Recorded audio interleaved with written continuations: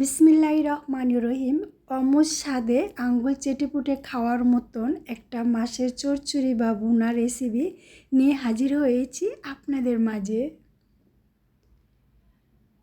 আসসালামু আলাইকুম। আমি জেসিন স্বপ্না ঢাকা থেকে বলছি। জেসিন স্বপ্না ব্লগ থেকে সবাইকে আর একবার স্বাগতম।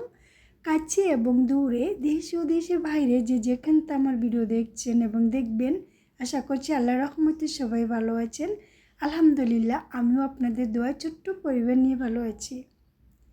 সাদা চেওয়া লাল চেওয়া কে খেতে পছন্দ করেন জানি না, আমার কিন্তু ভীষণ পছন্দ। আর আজকের মাছগুলো ছিল একদম তরতাজা, দেখছেন লাফালাফি করে ছুটাছুটি করছে। এদিকে মাছটা কেটে ধুয়ে পরিষ্কার করে নিয়েছি, আর এদিকে মাছ রান্না করার জন্য পেঁয়াজ আমি পানিতে ভিজিয়ে রেখেছি যাতে অতি সহজে পেঁয়াজের চৌকাটা উঠে যায়। আর দেখছেন মাছগুলো কত সুন্দর গুদুমের মতো মাংস টলমল করেছে। এখন আমি প্যান বসিয়ে দিয়েছি, এখানে দিয়েছি বেশি করে পেঁয়াজ আর বেশি করে তেল। বেশি করে তেল আর বেশি করে পেঁয়াজ দিয়ে যদি এই মাছটা আপনি ভুনা করেন বা চচ্চড়ি করেন, তখন আপনি এক পাতিল ভাত 1 মিনিটেই ফিনিশ করে দিবেন। এত মজার একটা মাছ।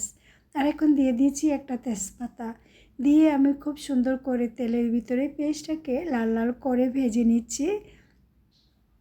ভাজা হয়ে গেছে, এখন আমি দিয়ে দিচ্ছি এখানে আদা রসুন বাটা। আদা রসুন বাটা কিছুক্ষণ কষিয়ে নিয়ে যখন একটা কাঁচা গন্ধ দূর হয়ে গিয়েছে, তখন এখানে দিয়ে দিচ্ছি হলুদ, মরিচ, জিরা পাখি, ধনিয়ার পাখি আর স্বাদ মতন লবণ দিয়ে আমি মশলাটা খুব সুন্দর করে কষিয়ে নিয়েছি। কষানো যখন হয়ে যাবে তখন আমি এখানে দিয়ে দিব মাছ। তো মশলাটা কিন্তু খুব সুন্দর করে কষিয়ে নিতে হবে, কারণ একটা মশলা কষানোর ভিতরে আপনার তরকারিটা কিন্তু স্বাদ দ্বিগুণ বেরোয়। তাই তো কষানো হয়ে গেছে, এখন আমি দিয়ে দিয়েছি একটা টমেটো ব্লেন্ডার করে। টমেটোটা দেওয়ার মানে হয়েছে যাতে তরকারিটা একটু ঘনত্ব হয়, খেতে খুবই ভালো লাগে।